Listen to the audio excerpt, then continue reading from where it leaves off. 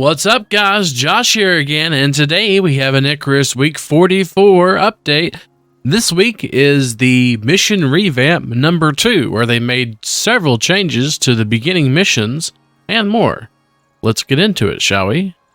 Icarus Week 44, early mission revamp number 2, Icarus Week 44 update, improvements to kill list, headstone, and more. We've added 6 more early game Olympus missions to our ongoing modernization of early Icarus content. We're following on with the second of our early missions revamp, this time addressing 6 early missions on Olympus. Strange Harvest, Headstone, and Kill List have received large-scale improvements focusing on mission flow and player experience. This incorporates new features added to the game since we first made these missions, such as more creatures in the spawn pool. Agriculture, Voyager, and Forsaken have received smaller updates to improve the player experience. Also below is an insight into the next big features coming to Icarus. We'll keep sharing details as we work towards bringing them into the game. Strange Harvest Bioresearch has received a welcome rework to improve the mission flow and player experience, using new systems and changes we've created for Styx missions. Players are now tasked to investigate toxins in the designated area and track down the original source, while previously the mission required players to collect biosamples for the Cenotai faction. The UDA will provide some poison paste to help with your mission and new dropship locations closer to your objective. The mission also provides new challenges and quests, so be careful not to take it for granted. Proper preparation is strongly advised. Headstone and Kill List. Headstone and Kill List have also been addressed, with improved player experience and UI across both, while keeping the quest line consistent. Kill List requires you to tackle a wolf pack and its alpha wolf leader, so their focus has been improving this phase of the mission. Wolf packs now spawn at clue locations, and their levels scale with difficulty. The wolf packs have been anchored, and they stay within 1,000 meters of the spawn zone, and map icons for the interactable targets are added when players reach a clue location.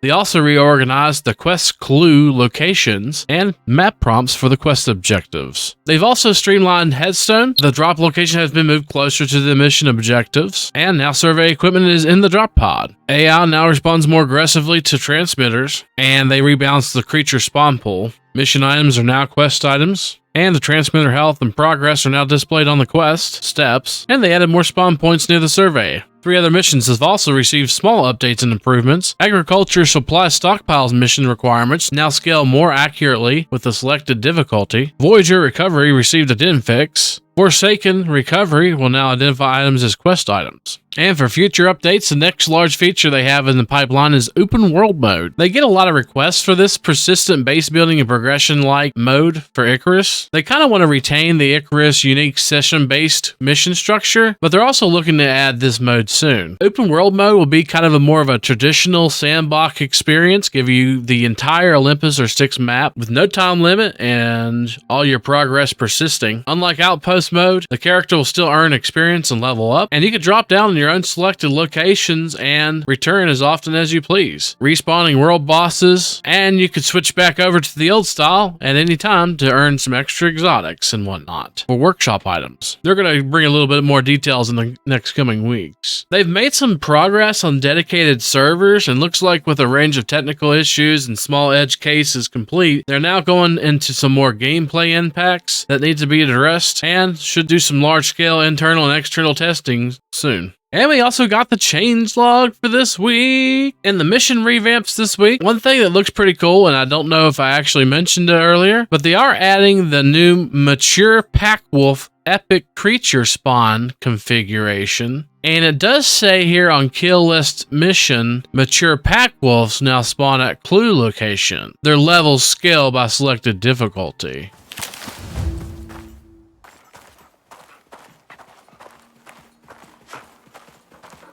Oh boy, my thumb crocky. Is that it? That was it? That was the mature pack leader? Oh look, and it says conifer wolf carcass.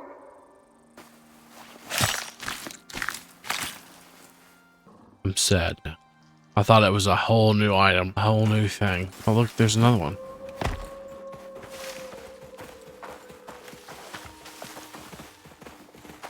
Did it just run away?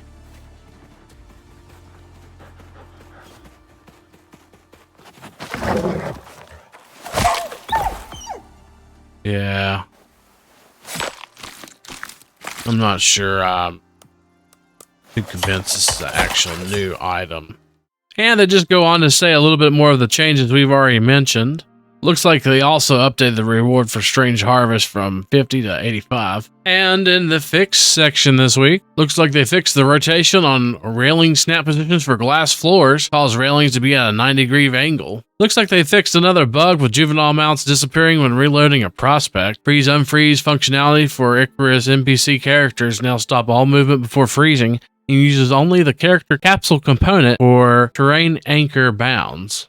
Added water connections to masonry and electric masonry benches, which increase processing speed when satisfied.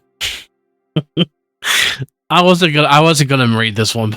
I'm gonna read it anyway because I thought it was funny. It says adjust equalization for mammoths and elephants stop knockback velocity. This means that large mammoth boss and elephants should no longer be able to knock players out of the map. Bug in quotations. Hurled across map by mammoth to out of bounds areas and killed, losing all equipment. And then they put survival Icarus. I don't know if that's somebody or not, but that sounds like a pretty bad bug. Here's something else that might fix some of our mount issues. Mounts and juveniles can now eat and drink from troughs that are off of the nav mesh. Fix an issue that prevents heavy glass windows from being reinforced using a water connection. Slightly reduced health of these so that when reinforced, they have the same health as the wall itself. So it looks like they buff mammoths and elephants, adding a level scaling for mammoths and elephants, resulting in significantly increased health and minor increases to damage. And they go on to mention them fixing the instance of juveniles getting destroyed upon prospect reload. This is really, really neat. I like this. Added recipe to craft bone from mammoth tusks at the cooking station. Now you could do something with mammoth tusks.